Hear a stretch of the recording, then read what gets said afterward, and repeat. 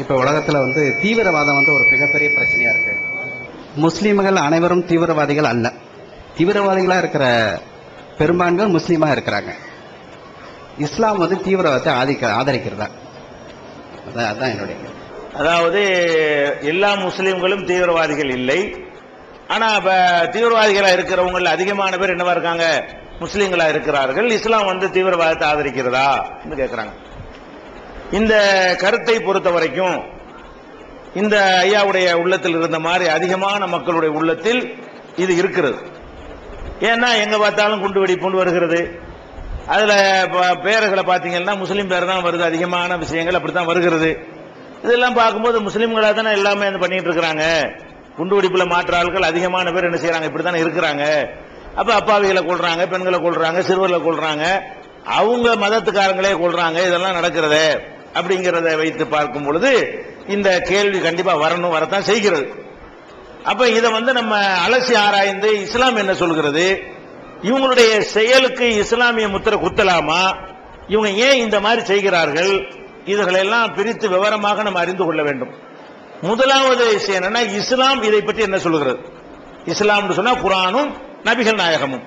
குர்ஆனில் என்ன சொல்லப்பட்டிருக்கிறது, எங்களுக்கு வழிகாட்டியாக நாங்கள் ஏற்றுக்கொண்டிருக்கிற நபிகள் நாயகம் இதை பற்றி என்ன சொல்லியிருக்கிறாங்க என்று கேட்டால், ஒரு உயிரை ஒருத்தன் கொலை செய்தானேயானால் அன்னமா கத்தலன் நாச ஜமியா, ஒரு உயிரை கொலை செய்வது உலக மக்கள் அத்தனை பேரையும் கொலை செய்வதற்கு சமம்.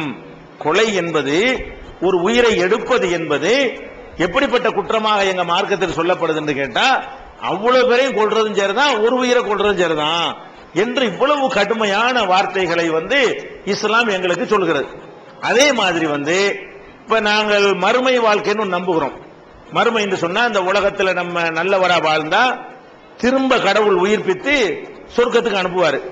கெட்டவரா வாழ்ந்தோம்னா நரகத்துக்கு அனுப்புவார். இது மறுமை என்று நாங்க நம்புறோம். உலகத்தை எல்லாம் எல்லா மனிதர்களும் அழிக்கப்பட்ட பிறகு திரும்ப கடவுள் அனைவரையும் உயிர்ப்பித்து எழுப்புவாரு. எழுப்பி நம்ம அந்த உலகத்தில் எப்படி நடக்கிறோங்கிறது தகுந்தவாறு கூலியோ தண்டனையோ, பரிசோ தண்டனையோ கொடுப்பாரு. அது மறுமை வாழ்க்கைன்னு நம்புறோம். சொர்க்கம் நரகம் என்று நம்புறோம். இந்த நரகத்தில் ரெண்டு வெரைட்டி இருக்கிறது. சில பேர் கொஞ்ச நாளைக்கு நரகத்தில் இருந்துட்டு அப்புறம் சொர்க்கத்துக்கு வந்துருவாங்க, செஞ்ச தப்புக்கு தகுந்தவாறு. சில பேர் நரகத்துக்கு போனா நரகமே தான், கடைசி வரைக்கும், கடைசியே கிடையாது. உலக வாழ்க்கைன்னா 50 வருஷம் 60 வருஷம் சொல்லி போடலாம், நம்பர் போட்டு சொல்லி போடலாம். அந்த வாழ்க்கைக்கு முடிவு இல்லை. நிரந்தர நரகத்துக்கு கொண்டு போய் சேர்க்கக்கூடிய குற்றங்கள்ல கொலையை இஸ்லாம் சேர்க்கிறது. நீ ஒரு ஆளை கொலை செஞ்சேன்னு சொன்னா உனக்கு சொர்க்கத்தினுடைய வாடை கூட கிடைக்காது. நரகத்தில் கடவுள் போடுவாரு, கடைசி வரைக்கும் உனக்கு நரகம்தான் என்று இஸ்லாம் என்ன சொல்கிறது? அந்த கொலைக்கு, இது கொலை தானே, இந்த தீவிரவாதம் எல்லாமே கொலைதான். அந்த கொலையில கூட எப்ப நமக்கு அனுமதி இருக்கிறது என்று சொன்னால், ஒரு அரசாங்கத்திற்கு போர்க்களங்களிலையும் தண்டனை வழங்கும் போதும் கொலை செய்யலாம். ஒரு அரசாங்கம் ஒருத்தன் கொலை செஞ்சுட்டான், அவனுக்கு தூக்கு தண்டனை அரசாங்கம் கொடுக்கிறது. இப்ப கொலை தான் அது. ஒருத்தன் கொலை பண்ணிவிட்டான், கொலை பண்ணவனை பிடிச்சி நிரூபிச்சு போட்டு தூக்கு தண்டனை கொடுக்கறாங்க. தூக்குண்டால கொலை தானே, உயிரை தானே எடுக்கிறோம். இது இஸ்லாத்தில் குற்றம் கிடையாது. ஒரு அரசாங்கம் இதை செய்யலன்னு சொன்னா கொலை அதிகமா நடந்துகிட்டே இருக்கும். ஒரு அரசாங்கம் இது கடமை. அரசாங்கம் உயிர் கொலை எடுக்கலாம் ஒரு குற்ற செயலுக்காக வேண்டி. இந்த குற்றத்துக்கு தண்டனை கொடுத்தா தான் அது திருந்து வாங்க அப்படின்னு இருந்தால் அரசாங்கம் செஞ்சுக்க, இது அனுமதி இருக்கிறது. அதே மாதிரி போர்க்களங்கள்ல ஒரு ரெண்டு நாட்டுக்கு சண்டை நடக்கிறது. சண்டை நடக்கும் போது நாங்க உயிரை கொள்ள மாட்டோம் கையை கட்டிக்கிட்டா இந்தியாவை அவன் முடிச்சிட்டு போயிடும், பாகிஸ்தான் உள்ள வந்துருவான். அப்ப போர் நடக்கும்போது என்ன பண்ணி ஆகனு, அவன் நம்மளை கொள்றதுக்கு பிளான் பண்ற மாதிரி நம்ம என்ன செய்யணும், அவனை கொள்றதுக்கு பிளான். போர்னால கொள்றது தானே, போருண்டால கொள்றது வேலை, அஜெண்டாவை கொள்றது தானே. அப்ப போர்ல உள்ள ஒரே வேலை என்னது? கொலை செய்தல் தான். அப்ப போர்க்களங்கள்ல கொலை செய்வதற்கு உலகத்தில் எல்லா மார்க்கங்களையும் மதங்களையும் அனுமதி இருக்கிறது. எல்லா நாட்டு சர்வதேச சட்டங்களையும் அனுமதி இருக்கிறது. இஸ்லாத்தில் அனுமதி இருக்கிறது. இந்த மாதிரியான கொலைகளுக்கு அனுமதி இருக்கிறது. அதே மாதிரி தற்காப்பு, நம்மாட்டு போயிட்டு கத்தி எடுத்து குத்த வர்றான், நான் சும்மா இருந்தா என்னை குத்தி கொண்டுருவான், புடிங்கி அவனை குத்திர வேண்டியதுதான். இது இந்திய சட்டத்திலையும் உண்டு. இந்தியாவுடைய சட்டத்திலையும் ஒரு பெண்ணு தன்னை கற்பை காத்துக் கொள்வதற்காக உயிரை காத்துக் கொள்வதற்கு கொலை பண்ணிட்டான் நிரூபிச்சுட்டான்னு சொன்னா அவளுக்கு தண்டனை கொடுக்க மாட்டாங்க. கொலையாளி அவ கருதப்பட மாட்டாள். இந்தியாவிலையும் அதான், உலக நாட்டிலையும் அதான், இஸ்லாத்திலும் அதுதான். அப்ப இந்த மாதிரி இந்த மூணு கொலை தான். தற்காப்புக்காக கொள்வது, போர்க்களங்களில் அரசாங்கம் கொள்வது ஒரு குற்றவியல் சட்டத்தில் தண்டனையாக உயிரை எடுப்பது. இதை தவிர ஒரு உயிரை கொலை செய்தானேயானால் அவனுக்கு கிடைக்கிற இடம் நரகம், நிரந்தர நரகம். அவன் முஸ்லீம் இல்லைன்னு அர்த்தம். முஸ்லீம்னா அவனுக்கு சொர்க்கம் கிடைக்கணும். இவனுக்கு சொர்க்கத்துக்கே போக இயலாதுன்னு இஸ்லாம் சொல்லுகிறது என்று சொன்னால் எவ்வளவு கடுமையான ஒரு போக்கை இஸ்லாம் இதை கை கொள்ளுதுன்னு வச்சிருந்தோம். அதுல போர்க்களத்தில் கூட என்ன விதிமுறை என்று சொன்னால், நபிகள் நாயகம் ஒரு போர்ல ஈடுபடுறாங்க. போர் முடிஞ்ச பிறகு பார்க்கறாங்க சில பெண்கள் கொல்லப்பட்டு கிடக்குறாங்க. பெண்கள் போர்க்களத்துக்கு வந்திருக்கிறாங்க. இதை கூடமாட ஹெல்ப் பண்ண ஒத்தாசைக்கு வருவாங்க இல்லையா, மருத்துவத்துக்கு தண்ணி வசதிக்கு அதுக்காக கூட்டிட்டு வருவாங்க. ரெண்டு அணிகளையும் வருவாங்க. அப்ப அதை பார்த்தோம் நபிகள் நாயகம் சொன்னாங்க, போர்க்களத்தில் கூட பெண்கள், சிறுவர்கள், முதியவர்கள், மதகுருமார்கள் இவங்களை கொல்லக்கூடாது. போர்க்களத்தை தொழுகை நேரத்துக்கு பூஜை செய்யறதுக்கு 4 சாமியாரை கூட்டு வந்திருப்பாங்க, 4 பாதியாரை கூட்டு வந்திருப்பாங்க. அவங்க எல்லாம் பிரிச்சு விட்டுறணும், அவங்களை கொல்லக்கூடாது. போர்க்களத்தில் என்ன வேணாலும் செய்யலாம். இது உலகத்தில் எந்த நாடும் சொல்லவே இல்லை இப்படி பிரிச்சு. போர்க்களத்தில் கூட இந்த மாதிரி நெறிய கையாள வேண்டும். போர்க்களத்தில் நீ ஒரு நாட்டுக்குள்ள போர் செய்தால் பொது சொத்துக்களை சேதமாக்க கூடாது, மரங்களை வெட்டக்கூடாது, குடிநீரை நாசப்படுத்தக்கூடாது. அந்த காலத்தில் செஞ்சாங்க. ஒரு நாட்டை ஜெயிச்ச உடனே யானையை விட்டு என்ன செய்யறது, குடிநீர்களை எல்லாம் வீணாக்குறது, பயிர் பச்சையில நாசமாக்குறது, பெண்களை எல்லாம் கவர்ந்துட்டு ஓடி போயிடுறது, இந்த மாதிரி எல்லாம் பல நாடுகள்ல நடந்துச்சு. சங்க காலத்து போர்களை எடுத்து பார்த்தா நீங்க சங்க கால தமிழ் இலக்கியங்கள்ல கூட இது மாதிரிலாம் நீங்க பார்க்கலாம். அதெல்லாம் நபிகள் நாயகம் தடுக்கிறாங்க, அப்படிலாம் செய்யக்கூடாதுன்னு சொல்லி. இதுதான் இஸ்லாம் எங்களுக்கு சொல்லக்கூடிய ஒரு விஷயம். இப்ப என்னன்னு கேட்டா, முஸ்லிம்களா இருக்கிறவனை என்ன பண்றான்னு கேட்டா குண்டு வைக்கிறான். குண்டு வச்சு என்ன செய்யறான், பல அப்பாவிகளை போய் எதையெல்லாம் நபிகள் நாயகம் தடுத்தாங்களோ அது செய்யறான், எதையெல்லாம் குர்ஆன் தடுத்திருக்கிறது அதை செய்யறான். இது செய்யும் பொழுது நம்ம என்ன பண்றோம்னு கேட்டா, இது இஸ்லாத்தோட ஊடகங்கள் சம்பந்தப்படுத்துறாங்க. அவனுக்கு இஸ்லாமிய கலரை கொடுத்து முஸ்லிம் தீவிரவாதின்னு ஒரு பேரை போட்டு என்ன செய்யறாங்க, சம்பந்தப்படுத்திடுறாங்க. ஆனால் நீங்க நல்லா புரிஞ்சுக்கிறேன்னு, இந்த செயல்ல ஈடுபடுறதுல 99% இயக்கத்தவர்களோ நபர்களோ இஸ்லாத்திற்காக இதை செய்வது கிடையாது. இஸ்லாமியர்கள் என்கிற ஜாதி இன உணர்வில் இதை அவர்கள் செய்யவில்லை. அதனால் தான் இவர்களால் கொல்லப்படுறவர்கள் முஸ்லிம்களா இருக்கிறார்கள். முஸ்லிம்களை பள்ளிவாசல் கொண்டு வைப்பான, அதாவது மத துவேஷத்தில் செய்யறவனா இருந்தா அவன் என்ன செய்யணும்னா புத்தர்களை போய் கொல்லணும், கிறிஸ்தவர்களை போய் கொல்லணும், இந்துக்களா இருக்கிற இடத்த போய் கொல்லணும். பாகிஸ்தான்லயும் மற்ற நாடுகள்லையும் கொல்லப்படுற எல்லா கொல்றவனும் முஸ்லிமா இருக்கிறான், சாவுறவனும் முஸ்லிமா இருக்கிறான். குண்டு பள்ளிவாசலோட வைக்கிறான். பெருநாள் தினத்துல பள்ளிவாசல்ல குண்டு வைக்கிறான்னா நம்ம குண்டு வச்சவன் முஸ்லீம்னு பாக்குறோம், செத்தவன் யாரு, அவனும் முஸ்லீம், நல்ல முஸ்லீம். தொழுகைக்கு வர நல்ல முஸ்லீம் தான் இருப்பான், தொழுகை போக்குவரத்துக்கு வரக்கூடியவன் ஒரு நல்ல முஸ்லீமா தான் இருப்பான். அப்ப கொல்லப்பட்டவன் நல்ல முஸ்லீமை கொள்றாங்கல்ல, அப்ப இஸ்லாத்துக்கு இவன் செய்யல, இவன் செய்வது இஸ்லாத்திற்கு அல்ல, இஸ்லாத்துக்கு எதிரான ஒரு வேலை இவன் செய்கிறான். அதுல விளங்கலையா? அவன் இஸ்லாம்ங்கிற பேரை வச்சுக்கிட்டு வேற மதத்துக்காரங்களை கொலை பண்ணான்னு சொன்னா இவன் என்ன செய்யலாம், நம்ம இவன் மத துவேஷத்தில் செய்யறான்னு சொல்லலாம். இவன் வெறி பிடிச்சு போய் ஏன் செய்யறான் ரெண்டாவது சொல்றேன். ஆனால் இவன் கண்டிப்பா எதுக்காக செய்யல, மத வெறியில் அவன் செய்யவே கிடையாது. மத உணர்வு அவனுக்கு இல்லை, அவனுக்கு இஸ்லாம்ங்கிற மத உணர்வு அவனுக்கு கிடையாது. அப்ப இது எதற்காக நடக்கிறது கேட்டா, 2 காரணங்களுக்காகத்தான் இது எல்லாம் நடக்கிறது. என்ன 2 காரணம்? ஒன்னு முஸ்லீம் நாடுகளை அந்நிய நாடுகள் ஆக்கிரமித்து வைத்திருக்கின்றன. குறிப்பா அமெரிக்கா ஆப்கானிஸ்தானை ஆக்கிரமிக்கிறான், ஈராக்கை அணுகுண்டு வச்சுக்கிறான்னு சொல்லிட்டு அவன் பயங்கர ஆயுதம் வச்சிருக்கான், போய் ஆக்கிரமிச்சு ஒண்ணும் இல்லைங்கிறான் சர்வ சாதாரணமா. அதுக்கு லட்சக்கணக்கான பேரை காலி பண்ணிவிட்டான். அவன் விரும்பின ஒரு பொம்மை அரசாங்கத்தை வச்சுக்கிட்டு ஆட்டி படைச்சுக்கிட்டு இருக்கிறான், அங்க உள்ள பெட்ரோலை கொள்ளையடிச்சுக்கிட்டு இருக்கிறான். அப்ப இந்த அமெரிக்காவுடைய ஆதிபத்தியத்தினால முஸ்லீம் நாடுகள்ல என்ன செய்யப்படுகிறது, இப்ப என்ன செய்யறான், அடுத்து ஈரானை குறி வச்சுக்கிட்டு இருக்கிறான். ஒவ்வொரு இந்த லிபியாவில் போய் என்ன செய்யறான், அங்க கூட்டு நேட்டோ படைன்னு வச்சுக்கிட்டு, அது ஒரு நாடு அவங்க பாத்துக்கிறாங்க இருக்குன்னு, இவன் நேட்டோ படையை அனுப்பி என்ன செய்யறான், அந்த நாட்டையும் கைப்பற்ற பாக்குறான். இப்படி உலகத்தில் உள்ள முஸ்லீம் நாடுகளையா குறி வச்சு அமெரிக்காக்காரன் என்ன செய்யறான், ஆக்கிரமித்து வைத்திருக்கிறான். இப்ப அங்க உள்ள மக்கள் என்ன செய்யறாங்கன்னா, அமெரிக்காவை எதிர்க்கணும், அமெரிக்காவுக்கு ஆதரவாக இருப்பவர்களை எதிர்க்கணும். அப்ப நாட்டில் அந்நியன் இருக்கக்கூடாது என்று தேச விடுதலை போராட்டமாகத்தான் அதை அவர்கள் செய்கிறார்கள். செய்கிறவன் முஸ்லீமாக இருக்கிறான், முஸ்லீம் என்பதற்காக அதை செய்யவில்லை, இஸ்லாம் என்பதற்காக அதை செய்யவில்லை. இப்ப புரிந்து கொள்வதாக இருந்தால், நம்ம நாடு வெள்ளைக்காரங்காலத்தில் அடிமைப்பட்டு கிடந்தது. அப்ப நம்ம என்ன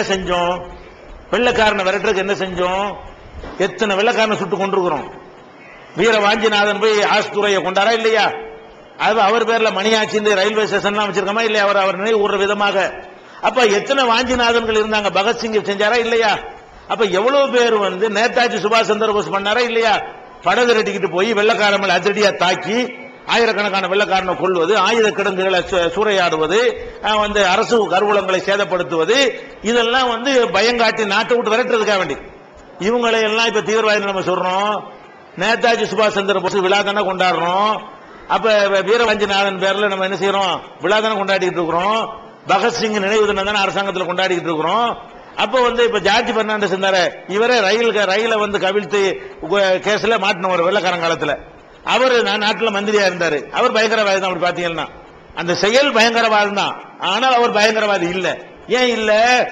எங்க நாட்டுக்காரனை வெள்ளக்காரனை ஆக்கிரமிச்சிருக்கிற உண்ணாவிரதம் இருந்து பார்த்தாரு, காந்தி கேட்க மாட்டேங்கிற, வேற வேற சத்தியாகிரகம் பண்ணாலும் போக மாட்டேங்கிற. அப்ப எதிர்த்து அடிச்சா நீ போவ, உனக்கு பயத்தை உண்டாக்குனா தான் போவ. வெள்ளக்காரன் எங்க நடமாட விடாம ஆக்குவோம்னு சொல்லிட்டு அவன் போற இடத்துலயும் வார இடத்துல நினைஞ்சாங்க, அடி உதன்னு பின்னி எடுத்தாங்க. சிப்பாய் கழகம் பண்ணாங்க. அவங்க எல்லாம் யாரு? அவங்க எல்லாம் சுதந்திர போராட்ட தியாகிகள் தானே. வெள்ளக்காரன் சிப்பாயா இருந்துகிட்ட அவங்க எதிர்த்து வெள்ளக்காரனுக்கு எதிராக என்ன செய்யறாங்க? அது சிப்பாய் கழகம் வந்து ஆரம்பிச்சாங்களா இல்லையா? அவங்க எல்லாம் யாரு? மாப்பிள்ளாக்கள் பண்ணாங்களே கேரளாவில், அவங்க எல்லாம் யாரு? ஆயுதம் தாங்கி வெள்ளக்காரனுக்கு எதிராக போராடினாங்க. அவங்க காலத்துல அவங்க ரெக்கார்டு என்ன? கிரிமினல்கள் தான். வெள்ளக்காரன் காலத்தில் அவங்களுக்கு ரெக்கார்டு என்ன? கிரிமினல் தானே. மாப்பிள்ளான்னு சொல்லி தமிழ்நாட்டிலே இருக்கிறாங்க நிறைய பேர். திருச்சியில போனீங்கன்னா திருச்சி மாவட்டத்தில் நிறைய பேர் மாப்பிள்ளாக்கள் இருக்கிறாங்க. இவங்க எல்லாம் யாரு? கேரளாவுக்குள்ள வரக்கூடாது வெள்ளக்காரர்கள் விரட்டி விடப்பட்டவர்கள். இன்னைக்கு வந்து வெள்ளக்காரன் ஆட்சி வரைக்கும் அவங்க திரும்பி போக முடியல, இங்க செட்டில் ஆயிட்டாங்க. அப்ப அந்த மாதிரி எல்லாம் வெள்ளக்காரனுக்கு எதிராக பயங்கர ஆயுதங்கள் எடுத்து முஸ்லீமும் இந்து எல்லாருமே போராடி இருக்கிறோம். அவங்களெல்லாம் போராடினதுக்கு இந்து மதம் காரணமா? இஸ்லாம் மதத்துக்கா போராடினாங்க? தீவிரவாதத்துக்கு வேண்டியா போராடினாங்க? வெள்ளக்காரனை விரட்டுறதுக்கு போராடினாங்க. அப்ப அந்த மாதிரி இப்பவும் வந்துகிட்டு வெள்ளக்காரன் நம்ம நாட்டை ஆக்கிரமித்து செய்வானே. ஆனால் நானே சொல்லுவேன், நீங்களும் சொல்லணும், எடுத்து வரட்டா அருவாளை எடுறான்னு சொல்லணும், துப்பாக்கி எடுத்து சுட்டவன. அப்ப தீவிர நம்ம நாட்டை நம்ம காப்பாத்த, நம்ம சொத்து இது, நம்ம நாட்டை நம்ம ஆளுவோம், அடிச்சுக்கிறோம், சேர்ந்துக்கிறோம். இன்னொரு நாட்டுக்காரன் வந்து எங்க நாட்டை ஆள்வதற்கு வந்தால் அனைவரும் ஆயுதம் தூக்குங்க நான் சொன்னால தீவிரவாதமா? நீ சொல்ற கடமையா? தேசத்துக்கு காப்பாற்றுற ஒரு கடமையா? அந்த மாதிரியான அடிப்படையில் இந்தியாவில் நடத்தணுமில்லை. அந்த மாதிரி தான் ஈராக்ல என்ன பண்றான்? வெள்ளக்காரன் பொம்மை அரசாங்கத்தை வச்சுக்கிறானா? வெள்ளக்காரனை அமெரிக்காவை அடிக்கிறதுக்காக வேண்டி அடிக்கிறான். அமெரிக்காவுக்கு சப்போர்ட்டா இருக்கிறாங்கிற காரணத்துக்காக வேண்டி அங்க உள்ள போலீஸையும் அடிக்கிறான், அங்க உள்ள அரசாங்கத்தையும் அடிக்கிறான். அமெரிக்காவுக்கு பொம்மை அரசாங்கத்தில் ஏன்டா வேலை பாக்குறீங்க? அவனை கொண்டு உட்கார வைடாத, அவன் அடிக்கலாம். நாங்க நீ போய் அந்த சீட்ல உட்கார்ந்து இருக்கும்போது அவன் தன்னை பாதுகாப்பா வச்சுக்கிறான் என்று பயத்தை உண்டாக்குனா அந்த சீட்டுக்கு ஆள் கிடைக்காது, அமெரிக்காக்காரனே உட்காருவான். அப்ப அமெரிக்காக்காரனை போட்டு அடிக்கலாம். அதுக்காக வேண்டி என்ன பண்றாங்க? இந்த அங்க உள்ள எல்லா அதிகாரியும் அடிச்சு பயம் காட்டுறதுக்காக வேண்டி அந்த ஆப்கான்ல நடக்கிறதாகட்டும், அது மாதிரி வந்து ஈராக் நடக்கிறதாகட்டும், நாளைக்கு வந்து ஈரானை போய் பிடிச்சாண்டு அங்கேயும் நடக்கும், அப்படி நடக்கிறதாகட்டும், எல்லாமே மதத்துக்கு உள்ளது இல்லை. அவர்கள் இந்துவா இருந்தாலும் இதைத்தான் செஞ்சிருப்பார்கள், அவர்கள் கிறிஸ்துவராக இருந்தாலும் இதைத்தான் செஞ்சிருப்பார்கள். மதமே இல்லைன்னு சொன்னாலும் அவர்கள் என்ன செய்வாங்க? இதைத்தான் செய்திருப்பார்கள். நாட்டை காப்பாற்றுவதற்காக செய்கிறார்கள். இப்போதைக்கு முஸ்லீம் நாடுகளே ஆக்கிரமிக்கப்பட்டிருக்கிற காரணத்தினால் ஈடுபடுறவன் எல்லாம் முஸ்லீமா இருக்கிறான். முஸ்லீம் நாடுகளே ஆக்கிரமிக்கப்பட்ட, இந்து நாடு ஆக்கிரமிக்கப்பட்டால் ஈடுபடுறவன் இந்துவா அடையாளம் காணப்படுவான். கிறிஸ்துவ நாடுகளா ஆக்கிரமிக்கப்பட்டால் அதுல ஈடுபடுறவன் கிறிஸ்துவனாக அடையாளப்படுத்தப்படுவான். ஆக்கிரமிக்கப்படுற நாடு பூரா முஸ்லீம் நாடுகளாக இருக்கிறது. அப்ப முஸ்லீம் நாட்டில் முஸ்லீம் தான் எதிர்த்து போராடுவான், அவன் தானே தேச குடிமகனா இருப்பான். இதுக்காகத்தான் அதிகமான விஷயங்கள் என்ன செய்கிறது? நடக்கிறது. இது ஒரு வகை. பாகிஸ்தான்ல நடக்குதுல, அங்க எங்க அமெரிக்கா வந்து இருக்கிறான், அங்க பள்ளிவாசல் வைக்கிறாங்க அப்படின்னு கேட்டீங்கன்னா, அதுல வந்து பாகிஸ்தான்ல வந்து இந்த அமெரிக்காவுக்கு எதிராக ஒரு சாரார் செயல்படுறாங்க இல்லையா? இது ஏன்டா அப்பாவிகளை கொள்றீங்க, பொதுமக்களை ஏன்டா கொள்றீங்க என்று நாங்க கேட்கிற மாதிரி அங்க 4 பேர் கேட்கறான். அப்படி அவனை காலி பண்ற பிளான் பண்ணிடுறாங்க. இப்ப நானே இப்ப பேசுறேன், இந்த மாதிரிலாம் செய்யக்கூடாது, இதெல்லாம் இஸ்லாத்துல இல்லைன்னு சொன்னா அதை செய்யறவனுக்கு ஏமேல கோவம் வருது. ஏமேல கோவம் வந்து என்ன பண்றான்? என்னைய காலி பண்றதுக்கு பிளான் பண்ணி அடிக்கிறான். அந்த மாதிரி அந்த பள்ளிவாசல்ல ஒரு மத குரு இருப்பாரு, இதெல்லாம் கூடாது, இப்படிலாம் செய்யக்கூடாது, அப்பாவிகள்லாம் இது கொள்றீங்க, நீங்க உனக்கு தைரியம் வந்து அமெரிக்காரன் போய் ஆடுறா என்று ஒரு 4 பேர் பேசுறாங்களா, அந்த பள்ளிவாசல குறி வச்சிருவாங்க. இப்படியா இந்த பள்ளி போய் என்ன செய்ய போற? இப்படி அப்ப இது கிறுக்கன்னு விளங்குதுவன். இவனுக்கு மதமும் கிடையாது, தேச பக்தியும் கிடையாது, தேசத்து விடுதலைக்கு என்ன செய்யணுங்கிற அவனுக்கு தெரிய கிடையாது. ஆனால் கண்டிப்பா நீங்க விளங்கிக் கொள்ளணும், இது மதத்து காரணம் கிடையாது. மதத்தை பேன்றவன் பள்ளிவாசல்ல புனிதத்தை பண்ண மாட்டான். மதத்துக்கு செய்யறவனா இருந்தா பள்ளிவாசல்ல புனிதமானது, அதுல புறம் கூட பேசக்கூடாது, ஒரு மனுஷனை புண்படுத்துறத பேசக்கூடாது. ஒருத்தன் சண்டைக்கு வந்தா கூட பள்ளிவாசல்ல சண்டை பிடிக்காதீங்க நீங்க மார்க்கம் சொல்லுது. நான் இருக்கும் வெளியே ஒருத்தன் சண்டைக்கு வந்தா கூட அல்லாஹ்வுடைய இடத்துல நான் சண்டை பிடிக்க மாட்டேன் என்று வெளியே வந்துடணும்னு சொல்லிடுது. அப்படி ஒரு மார்க்கத்தில் இருந்துட்டு பள்ளிவாசல்ல கொண்டு வச்சானே முஸ்லீம் ஆய்வ, அவனுடைய பேரை வச்சு நீங்க எல்லாம் முஸ்லீம் நினைக்கிறீங்களே தவிர அவன் எப்படி இஸ்லாமிய வரம்பை அப்பட்டமா மீறும் போது அவன் எப்படி முஸ்லீமா இருக்க முடியும்? அவன் இந்து போய் பள்ளிவாசல்ல கொண்டு வச்சா அவன் வந்து முஸ்லீமுக்கு எதிரிங்கிறீங்க, முஸ்லீம் வச்சா எதிரி இல்லையா? அப்ப பள்ளிவாசல்ல கொண்டு வச்சு எவனா வச்சா என்ன, முஸ்லீம் வச்சா அவன் எதிரி தான், அவன் இஸ்லாத்துல எதிரியா தான் கருதப்பட வேண்டும். அப்ப இந்த மாதிரியான ஒரு அடிப்படையில் தான் என்ன செய்யறாங்க, இந்த மாதிரி சில பேர் செய்யறத கண்டிக்கிறாங்கல்ல, கண்டிக்கிற ஆளையும் குறி வச்சு போடுறாங்க. வழங்குதா? இப்ப நான் கூட இந்த வந்திருக்கிறேன், எனக்கெல்லாம் போலீஸ் பாதுகாப்பு கூட கொடுத்துருக்காங்க. எதுக்காக கொடுத்துருக்காங்கிறீங்க? இந்த மாதிரி கிறுக்கணுங்களை தான் கொடுத்துருக்காங்க. நம்ம கேட்கல, இந்த மாதிரி கிறுக்கணுங்களை நான் எதிர்த்து பேசுறதுனால ஏன்டா இந்த மாதிரிலாம் பண்றீங்க, இஸ்லாத்தின் பேரை கெடுக்கிறீங்கன்னு சொல்லி பேசுறோமா, அதுக்கு என்ன நமக்கு பிளான் பண்ணி வச்சுக்கிறாங்க போல இருக்கு. அதுக்காக என்ன செய்யறாங்க, கூட ஆள் அனுப்பி விட்டுருக்காங்க. இதுதான் இருக்கு. முஸ்லீம் சமுதாயம் வந்து இதை ஆதரிக்கல, நல்லா விளங்கிக்கிறேன், இதை ஃபர்ஸ்ட் புரிஞ்சுக்கிறேன்னு. அவங்க நடத்துறதெல்லாம் இஸ்லாத்திற்கு இல்லை, இந்த விளங்கிக்கிறேன். அதே நேரத்தில் வந்து எல்லா மதத்திலையுமே தீவிரவாதம் செய்யறவன் இருக்கத்தான் செய்யறான். முஸ்லீம்ல இருக்கிற மாதிரி முஸ்லீம் ஜாஸ்தியா இருக்கிற காரணம் இப்போதைக்கு ஜாஸ்தி ஆக்கிரமிக்கப்படுறது. வேற நாடு ஆக்கிரமிச்சு அவன் அப்படி இருப்பான், மற்றவங்க செய்யாம இருக்கிறாங்க செய்யறாங்க. இந்தியாவை எடுத்துக்கிட்டீங்கன்னா காஷ்மீர்ல முஸ்லீம்கள் இந்த மாதிரி அரசாங்கத்துக்கு எதிராக ஆயுதம் தாங்கி போராடுறாங்க, இந்த மாதிரி வேலையெல்லாம் நடத்தி கொண்டிருக்கிறார்கள். அது ஒண்ணுதான் நடக்கிறதா? அஸ்ஸாமில் நடக்கலையா? மேகாலயாவில் நடக்கலையா? பீகார்ல நடக்கலையா? ஆந்திராவில் நடக்கலையா? பல மாநிலங்கள் நக்சலைட்டுடைய கையில் இன்னைக்கு இருந்துட்டு இருக்கு. பல மாநிலங்கள்ல உள்மா தீவிரவாதிகளுடைய ஆதிக்கத்தில் இருந்து கொண்டிருக்கிறது. இவர்கள் செய்ததை விட, காஷ்மீரில் செய்ததை விட அதிக சேதத்தை ஏற்படுத்தி கொண்டிருக்கிறார்கள். அவங்க என்ன தீவிரவாதி? அவங்க ஏதோ ஒரு மதத்துக்காக தான் இருப்பாங்க. அவங்க இதுலயே மதத்தை சேர்க்க மாட்டேங்கிறாங்க. எல்லா மதத்திலையுமே இந்த மாதிரி ஆயுதம் தாங்கி போராடக்கூடியவன் இருக்க, எவன் நசுக்கப்படுறானோ, எப்ப ஆயுதம் தாக்குறான் தெரியுமா? ஒரு ஒடுக்கப்பட்ட சமுதாயமா இருப்பான், அவன் நிலத்தை எல்லாம் மிராசுகள் பறிச்சுக்கிடுவாங்க, கூலி கொடுக்க மாட்டாங்க, அடிமை மாதிரி வேலை வாங்குவாங்க, அவனை போய் சித்திரவதை பண்ணுவாங்க. போலீஸுக்கு போனா போலீஸ் உடந்தையா இருப்பான், கலெக்டர் போனா அவனும் உடந்தையா இருப்பான். நமக்கு எங்கேயும் நீதி கிடைக்காது, என்ன செய்வான், ஒரு அசம்பிள் பண்ணிக்கிட்டு எர்ரா கத்திய எர்ரா துப்பாக்கின்னு சொல்லிட்டு போலீஸை கொள்ளு, கலெக்டரை கொள்ளு, மிராசெல்லாம் கொள்ளு, இதான் நக்சலைட்டுங்கிறது. நியாயம் கிடைச்சிட்டா வரமாட்டான். எந்த வகையிலும் நியாயம் கிடைக்காதுன்னு நினைத்தால் அவன் எந்த மதத்துக்காரனா இருந்தாலும் எந்த ஜாதிக்காரனா இருந்தாலும் நம்ம சாவத்தான் போற, 4 பேரை சாவடிச்சுட்டு சாவும் என்கிற நிலைக்கு ஒரு அரசாங்கம் தள்ளுமையானால் அப்ப தீவிரவாதம் உண்டாகுமே தவிர அது மத தீவிரவாதம் கிடையாது. அதே மாதிரி தான் இதையும் புரிஞ்சுக்கிறேன். எல்லாத்தையும் எப்படி புரியணும்னா, மதத்துக்கு செய்யறவனா தான் எதுக்கு பள்ளியாசல வைக்கிறான், அது நீங்க விளங்கிக்கணும். அதே நேரத்தில் வந்து இன்னொரு விஷயத்தை நீங்க விளங்கணும். என்னன்னு கேட்டா, இந்தியாவில் நடந்த குண்டு வெடிப்புகள் காஷ்மீரை விட்டு விட்டு எடுத்து பாத்தீங்கன்னா, இந்த குண்டு வெடிச்சவன என்ன செய்வாங்கன்னா பேப்பர்ல போட்டுருவாங்க, லஷ்கர் தய்யிபா, ஜெய்ஷே முகமது, அந்த முகமது இந்த முகமது போட்டு என்ன செய்வாங்க, ஒரு இஸ்லாமிய பேரை போட்டு இவங்க தான் அதை செஞ்சாங்கன்னு பேப்பர்ல போட்டுறாங்க. எப்ப ஒரு துப்புமே தொடங்கி இருக்காது, நடந்து அரை மணி நேரம் கூட ஆயிருக்காது, குண்டு அப்பதான் வெடிச்சிருக்கேன், மாலை பத்திரிகையில அட்ரஸ் வரைக்கும் போட்டுருவான், இன்னார் தான். அப்ப இந்த மாதிரி போட்டுறாங்களா, அப்படி மக்கள் என்ன ஆயிருது, பதிஞ்சு போய் விடுகிறது.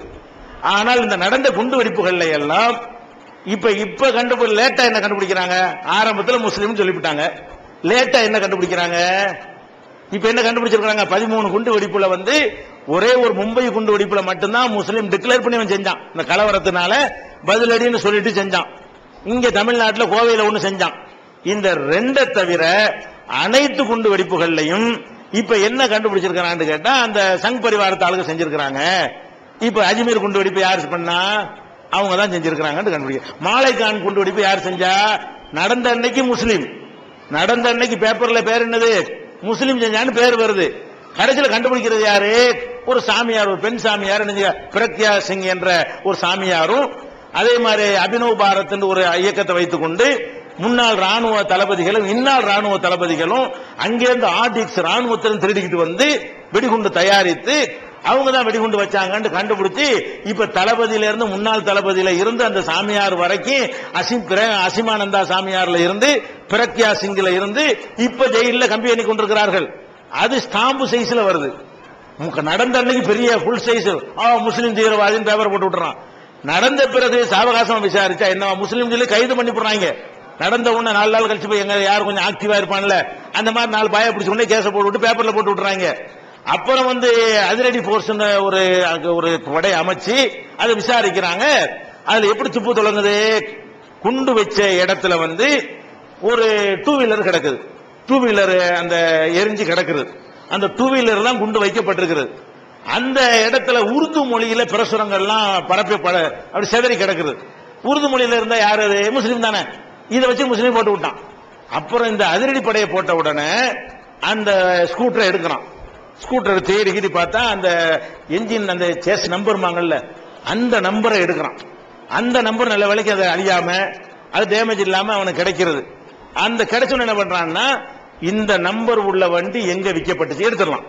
வண்டியுடைய நம்பர் தெரிஞ்சுன்னு சொன்னா இந்த வண்டி எங்க விற்கப்பட்டுச்சு யாருக்கு விற்கப்பட்டுச்சுன்னு போறான். கடைசியில் அப்படியே போய் பார்த்தா கடைசியில் இந்த சாமியார் தான் வாங்கியிருக்கிறார் வண்டியை. அங்க இருந்தா வந்திருக்குன்னு பிடிச்சி விசாரிச்சு உள்ள போனா யார் யார் திட்டம் போட்டா என்னென்ன செஞ்சாங்க எங்க மருந்து வாங்கினா அம்புட்டு முடியாந்துருச்சு. அப்ப 11 குண்டு வெடிப்புல 2 குண்டு வெடிப்புல வந்து இந்த டெல்லியை தவிர்த்து இப்ப நடந்த டெல்லியும் அதுக்கப்புறம் நடந்த ஜாக்ராவில் இந்த கடைசியா நடந்த 2 கழிச்சிட்டு முந்தி நடந்தது 11. இந்த 11ல 2 முஸ்லீம், 9ல வந்து இப்ப 6 வந்து முஸ்லீம் அல்லாத இயக்கத்துக்காரங்க, 3 கண்டுபிடிக்கல. அப்ப வந்து நீங்க ஆரம்பத்தில் முஸ்லீம் சொல்லி ஒரு ரயில்ல சம்ஜாதா எக்ஸ்பிரஸ் குண்டு வெடிப்பு இருக்குல்ல அது சங் பரிவாரம் வச்சுக்கிறேன். பாகிஸ்தானுக்கு இந்தியா ரயில் விட்டாங்கல்ல அதுல குண்டு வச்சது முஸ்லீம் சொன்னாங்க. அது இல்லன்னு இப்ப அதே அரசாங்கம் இப்ப கண்டுபிடிச்சு என்ன செய்யுது அந்த அவங்கள கைது பண்ணி வச்சிருக்காங்க. அப்ப இந்த குண்டு வெடிச்ச அன்னைக்கு முஸ்லீம் பேர் வருதே தவிர அதுக்கு பிந்தி அது வேற மாதிரி மாறுது சொல்ல மாட்டேங்கிறாங்க. அப்ப எல்லாரும் தானே செய்யறாங்க. இப்ப இவன் 4 பேர் செய்யற மாதிரி அவங்களும் தானே செஞ்சிட்டு இருக்காங்க. எதுக்காக வேண்டினா நம்ம செஞ்சாலும் முஸ்லீம் மேலதான் வரும் பழி. எதுக்காக இதை செய்யறாங்கன்னு கேட்டா நம்ம போய் செஞ்சாலும் நமக்கு மீடியாக்கள் சப்போர்ட் பண்றதுனால முஸ்லீம் பேரை போட்டு விட்டுருவாங்க, முஸ்லீமுக்கு எதிரான ஒரு கருத்து உண்டாகும், அதை வச்சு நம்ம ஜெயிச்சிடலாம். ஒரு தேர்தல் நெருங்கும் போது அப்படி நடத்துவாங்க. ஒரு குஜராத் தேர்தல் வரும்போது அப்படி ஒண்ணு ஆரம்பிச்சாங்க. இப்ப மத்திய அரசாங்கத்துக்கு 2 வருஷத்துல எலெக்ஷன் வறுமையானால் அதுக்கு ஒரு 3 மாசத்துக்கு முன்னாடி இது மாதிரி நடக்கும். வரிசையா குண்டுகள்லாம் வெடிக்கி அதுல உருது பிரசெல்லாம் போட்டு விட்டுருவாங்க. அப்ப என்ன செய்ய இந்துக்கள்லாம் இவங்களை மாத்தி ஆகணும் நம்ம வந்து அப்படின்ற மாதிரி ஒரு கருத்துருவாக்கத்துக்காக வேண்டி இதை வந்து செய்து கொண்டிருக்கிறார்களே தவிர எல்லாமே அப்படி இல்லையே. 11 நீங்க எது பண்ணல. இப்ப டெல்லியில் நடந்துச்சு குண்டு வெடிப்பு. இது வரைக்கும் துப்பே தொடங்கல. பேப்பர் என்ன போட்டு இருக்கிறான் குண்டு வெடிப்புல கைது செய்யப்பட்டவன் 2 முஸ்லீம் பேரை போட்டுக்கிட்டே இருக்கான். அது என்ன குண்டு வெடிப்புல கைது செய்யப்பட்டான் எப்படி திருப்புறாங்க உண்மைக்கு மாறா சொல்றாங்கன்னு விளங்குங்க. குண்டு வெடிப்பு நடந்த உடனே ஒரு இமெயில் வருது. என்ன இது நாங்க தான் செஞ்சோம், அப்படி செஞ்சவன் நாங்க அட்ரஸ் போட்டு அனுப்புவானே நாங்க தான் செஞ்சோம்னு ஒரு இமெயில் வந்திருக்குது. அந்த இமெயில் என்ன செஞ்சிருக்கான் ஒரு முஸ்லீம் பையன், ஒரு சின்ன பையன் 17 வயசு பையன், அவன் கம்ப்யூட்டர் போய் அனுப்பி விட்டுருக்கான் ஒரு பத்திரிகைக்கு. பத்திரிகையில கொடுத்த பிறகு எவன்டா அனுப்புனான்னு கண்டுபிடிச்சிடலாம். இமெயில் அனுப்புனா நினைச்சிடலாம் எந்த ஐபி அட்ரஸ் வச்சு யாரு அனுப்புனா எல்லாத்தையும் வச்சு கரெக்டா கண்டுபிடிச்சு என்ன செய்யலாம் அவனுக்கு பிடிச்சு போடுறாங்க. அவன் ஏன்டா இமெயில் அனுப்புனேங்கிறத தான் கேட்கறதுக்கு பிடிச்சிட்டு போனாங்களே தவிர குண்டு வச்ச கேஸ்ல பிடிக்கவே இல்லை.